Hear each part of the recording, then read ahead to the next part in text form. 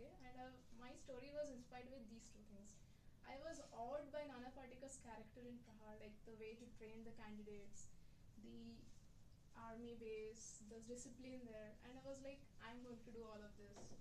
Arohan, that is a story of an aspiring naval officer.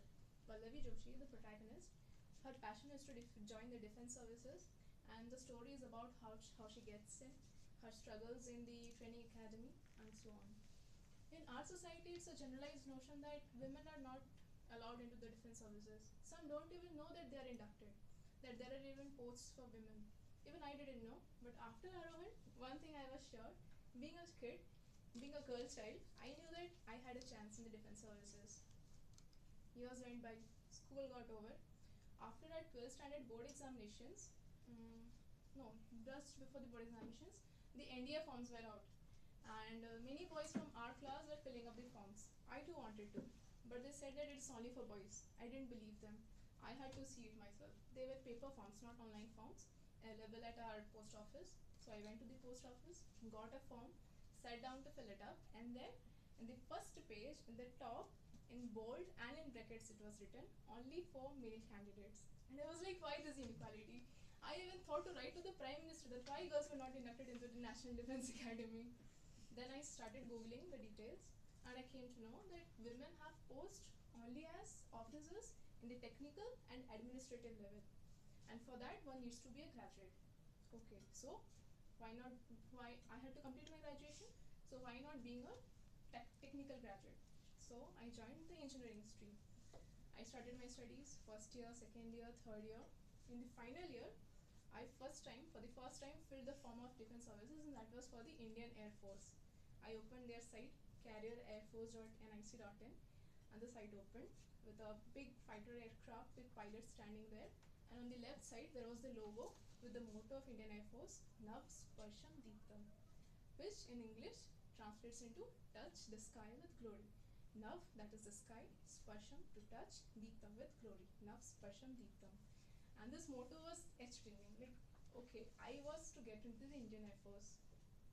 I filled the form, and we had a written test during our final semesters only. The results were out. I got through.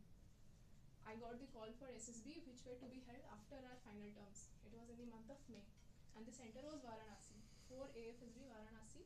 The first week of May 2014, I was to go there. The schedule was so like, you reach there, on the first day there is a screening test. If you get through, you stay for 5 days, else you come back home. So I started my journey without knowing when I would be coming back. Of course, I wanted to stay for the longer time. I reached.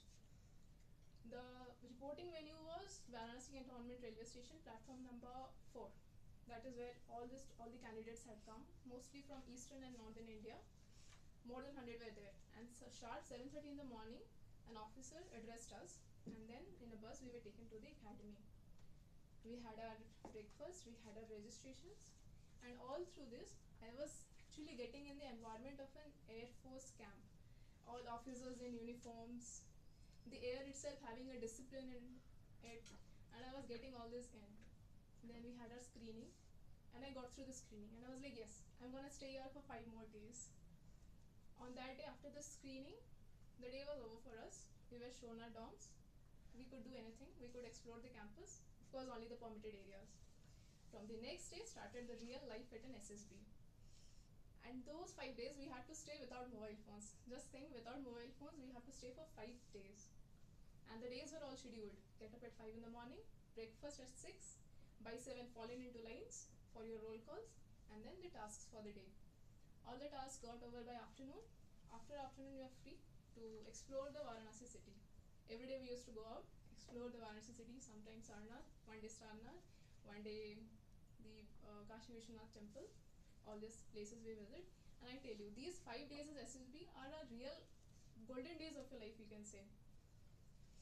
On the 6th day, the results were to come out. Everyone was sitting in the hall with their hopes pinned to the officer on the dais. He was having the list of the selected candidates. Then he started calling out the names who were selected, and my name was called out. I had actually cleared the SSB. I was on the top of the world. The emotion, I can't even explain it now. It was victory, it was happiness. It was ecstasy, it was all together. I had cleared the SSB. I was picturing my future as an Air Force officer, in uniform, in a cap, with patches. This was going to be my life. But another thing was to be clear. That were the medicals to be held after 2 months in Delhi. 2 months passed by. I went to Delhi. The medicals again were for 3 continuous days. And each and every tests were carried out. From my hair to the toe. Everything. That is where my hopes shattered.